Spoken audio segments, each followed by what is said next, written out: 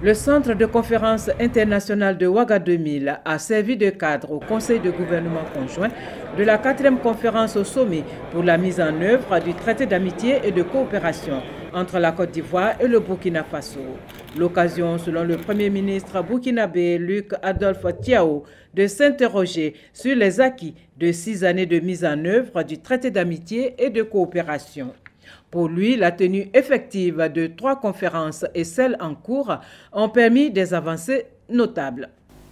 Monsieur le Premier ministre, chers frères et amis, le 29 juillet 2008, la République de Côte d'Ivoire et le Burkina Faso signaient un traité qui, loin de marquer le début de relations particulières entre deux pays, s'inscrivait dans une dynamique de la confirmation de relations toutes amicales et fraternelles entre deux peuples que lient autant l'histoire, la géographie et la culture. Monsieur le Premier ministre, vous me pardonnez, je l'espère bien, cet exercice quasi scolaire, car aujourd'hui c'est le 30 juillet 2014. C'est donc dire que nous venons de célébrer le 6e anniversaire de ce traité qui, au-delà de ce qu'elle venait marquer comme un acquis, a su, en dépit de toutes les turbulences, renforcer et étendre la coopération entre nos deux pays.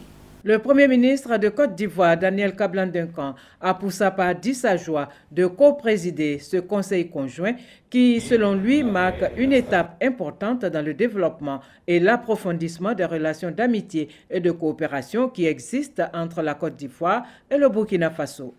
L'économie ivoirienne a retrouvé sa vitalité. Le secteur financier est de nouveau opérationnel et, avec les nouvelles réformes, devrait être aussi en plein effort.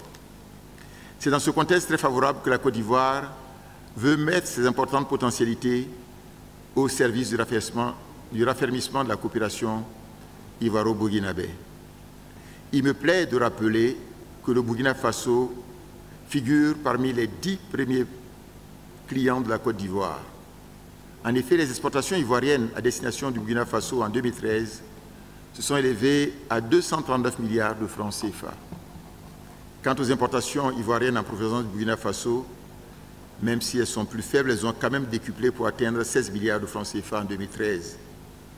Monsieur le Premier ministre et chers frères, nous avons parfaitement compris que l'avenir de nos pays réside dans une forte solidarité entre pays du Sud, dans le renforcement de la coopération Sud-Sud.